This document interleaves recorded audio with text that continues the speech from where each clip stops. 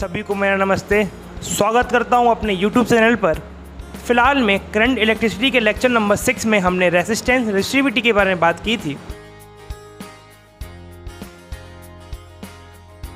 हमारा colour code for carbon resistor है। आखिरकार इसकी नीड क्या है? जब भी हम कोई भी मिनी सर्किट बनाते हैं तो उसमें हम हर रेजिस्टेंस को हम ऐसे करके तो नहीं दिखा सकते हम, इसीलिए हम कार्बन रेजिस्टर का यूज़ करते हैं और हम अपने सर्किट में उस पर्टिकुलर रेजिस्टर की वैल्यू बताने के लिए हम इन कलर कोड का यूज करते हैं। अभी भी अगर समझ में नहीं आए तो आप मुझे थोड़ा सा समय दीजिए, मैं आपको सबसे पहले उन कलर के बारे में समझा दूं, उन कलर को याद करना बता दूं, उन कलर को लिखते कैसे हैं वो बता दूं, उसके बाद हम उस क्वेश्चन को समझेंगे। इसमें हम डिफरेंट कलर पर डिफरेंट फिगर यूज करते हैं और डिफरेंट फिगर के लिए डिफरेंट मल्टीप्लायर यूज़ करते हैं।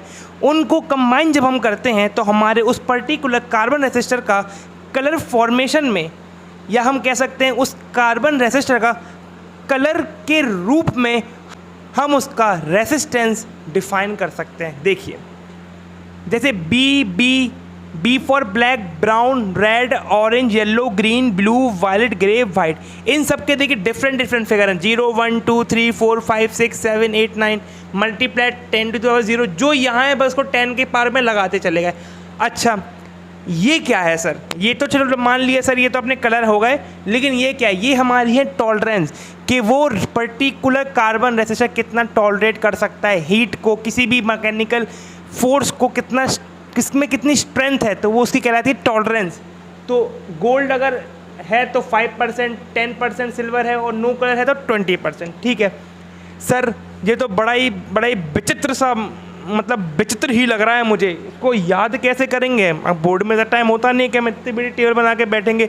तो मैं आपको एक छोटा सजेशन दूंगा कि जब भी बोर्ड का पेपर सॉल्व करें तो अगर आप इसको प्रैक्टिस में 1-2 बार बना लें, आपको ये अपने आप याद हो जाएगा। देखिए, याद करने के लिए मैं आपको ट्रिक बताता हूँ, काफ़ी फेमस है और इससे हमें एक लेसन मिलता है कि इतना पढ़िए कि आपको एक अच्छी सी जीवन साथी मिले और आप किताबों में भी फेमस हो। देखिए कैसे लिखते हैं कि B ROY, R for red, O for orange, Y for yellow. इसको बोलने के अपन बी रॉय ऑफ, जो ब्लू से लिखा है वो अब किसी मतलब का नहीं, उसे पढ़ने के लिए लिखा है हमने। देखिए, B ROY of great, G Great, Britain blue, has very good wife, V for violet, G for grey, W for white. एक साथ बोलेंगे, B ROY of Great Britain has very good wife. Okay, B for black, B for brown, R for red, O for orange, Y for yellow, G for green, B for blue, V for violet, G for grey and W for white. इसको आप revise कीजिएगा और पढ़ते रहिए। अब हम इसके ऊपर एक क्वेश्चन करते हैं। तो हमारा कार्बन रेजिस्टर में हमारा एक प्रैक्टिस क्वेश्चन है। ये हमको दिया है एक कार्बन रेजिस्टर, इसमें हमको 4 स्ट्रिप दी जाएंगी, A B C D। ठीक है, इसमें हमें A का कलर दिया है रेड, B का येलो, C का वायलेट और D का सिल्वर। ठीक है, अब हमको इसका आंसर कैसे निकालना है? हमको बोला जाएगा कि इसका हमको आप रेजिस्टेंस लिख के दिखाइए कि इसका कितना रेजिस्टेंस है। मैं आपको फॉर्मेट समझाता हूँ, आप इसका आंसर लिखिएगा और इसका प्रैक्टिस भी कीजिएगा। ओके, देखिए, इसमें जो हमारा A और B होता है इसको हम यूज़ करते हैं सिग्निफिकेंट फिगर के रूप में। कैसे? देखिए, जैसे कि रेड है तो इसको मैं लिखूँगा ऐसे A B। ओके, जो C कलर होता है उसका हम करते हैं मल्टीप्लायर। ओके, जिस कलर पे वो मल्टीप्लायर आएगा हम उसका मल्टीप्लायर लिख देंगे। फॉर एग्जांपल, जैसे कि मैं आपको एक नॉर्मल टेबल बना के दिखा देता हूँ। बी रॉय, ये लिख लिया मैंने, 0 1 2 3 4। ओके, 0 1 2 3 4। ओके, अब देखिए ए क्या है हमारा रेड, रेड पे कितना है 2, यानी कि हम इसको ऐसे लिखेंगे 2। बी येलो, येलो पे 4 यानी कि 4, ये हो गया हमारा ए और बी, कोई दिक्कत यहाँ तक, ठीक है। इनटू अब वायलेट, वायलेट पे लगाएंगे हम मल्टीप्लायर, यहाँ पे तो नहीं, अगर हम जब टेबल पे जाके देंगे तो वायलेट पे हमारा मल्टीप्लायर 10⁻7 आता है, तो हम इसको लिख देंगे C 10⁻7। सिल्वर जो D होता है वो हमको टॉलरेंस बताता है। अब यहाँ पे सिल्वर होगा, यहाँ पे गोल्ड भी हो सकता है, यहाँ में हमारा नो कलर भी हो सकता है। इफ़ इन दी केस अगर हमारा सिल्वर है तो हमारी जो टॉलरेंस होगी, अगर हमारा सिल्वर है तो हमारी जो टॉलरेंस होगी वो हमारी ±5% होती है, सॉरी माय मिस्टेक, ±10% होती है। If in the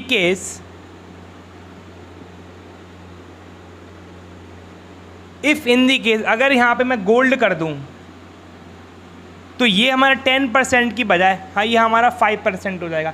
if in the case अगर यहाँ पे नो कलर कर दूँ, नो कलर, तो यहाँ पे 20% हो जाएगा। इसका मतलब अगर हमें कार्बन रेसिस्टर दिया है और ए बी सी डी पे में डिफरेंट कलर दिए हैं तो हमारा लिखने का तरीका क्या होगा, ए बी पे जो फिगर है उसका उनको एक साथ लिख देंगे, इनटू क्रॉस मतलब मल्टीप्लाई सी पे जो भी कलर होगा उसका जो भी मल्टीप्लायर होगा 10 टू द पावर में उसका मल्टीप्लाई कर देंगे, प्लस माइनस जो भी उसका टॉलरेंस होगा जिस कलर पे दिया होगा वो हमारा टॉलरेंस हो जाएगा। इस प्रकार हम किसी भी कार्बन रेसिस्टर का रेजिस्टेंस बता सकते हैं।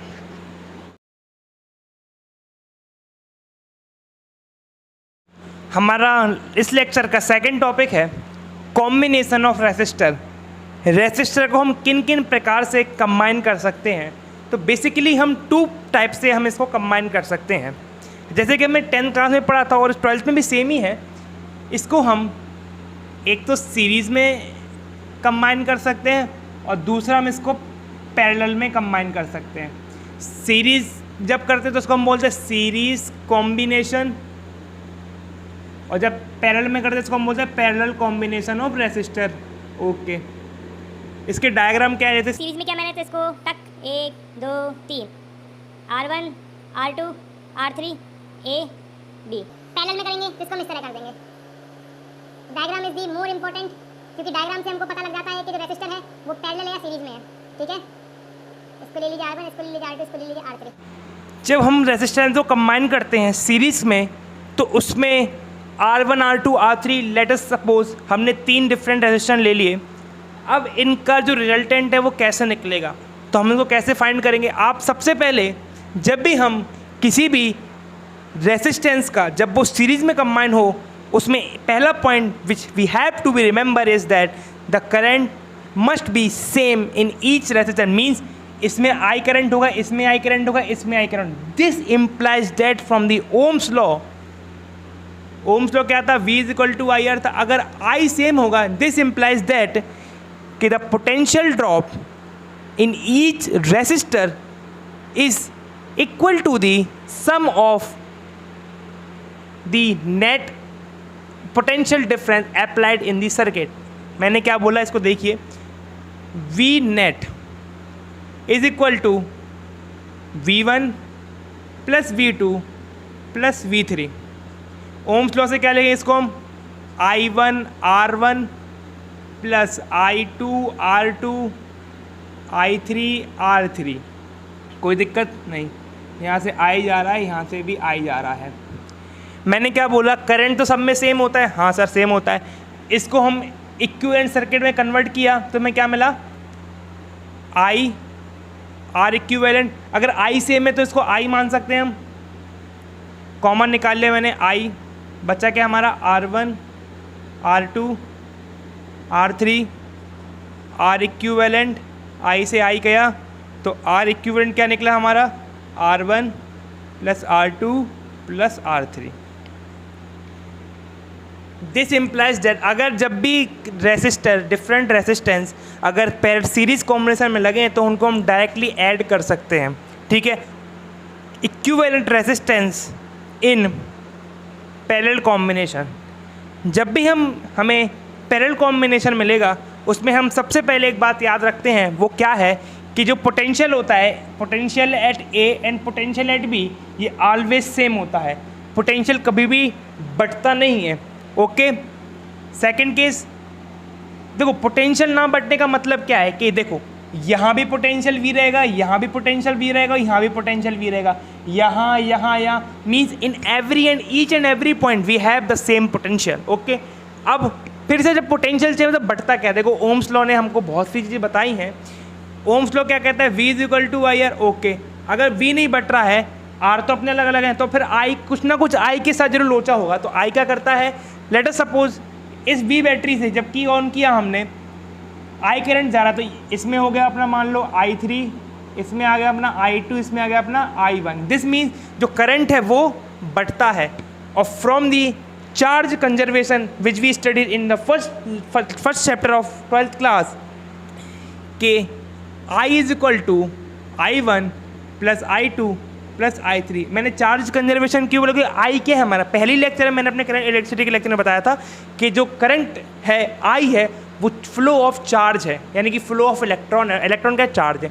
ठीक है, अब I इक्विवेलेंट लिख दिया मैंने, I इक्विवेलेंट सर्किट से मैंने I निकाला, कितना है हमारा V upon R equivalent, I1 कितना है हमारा V अपॉन R1, I2 कितना है V अपॉन R2, I3 कितना है V अपॉन R3। V सब में सेम है, कट जाएगा तो हमारा रिजल्टेंट क्या आएगा, R upon equivalent upon 1 upon R1 plus 1 upon R2 plus 1 upon R3। This means कि जब भी हमको पैरेलल कॉम्बिनेशन मिलेगा तो हमको उनका रिजल्टेंट ऐसे करके निकालना है। अगर यहाँ पे 2 होते, अगर 3/3 नहीं होता तो हमारा ये इतना सा आ जाता। ओके, ये तो हमारा हो गया कॉम्बिनेशन। अब हमारा जो नेक्स्ट टॉपिक होगा वो होगा हमारा सेल कॉम्बिनेशन के ऊपर। अब हम सेल के बारे में पढ़ेंगे कि ये जो सेल है, ये जो हम यहाँ लगाते हैं, ये बैटरी कैसे बन जाती है, सेल क्या होता है, बैटरी क्या होता है, इनको कौन कौन फैक्टर अफेक्ट करते हैं। तब तक के लिए आप पढ़ते रहिए, सेफ रहिए, चैनल को सब्सक्राइब कीजिए, अपने दोस्तों के साथ शेयर कीजिए और बस मज़े में रहिए, बस घर पे रहिए।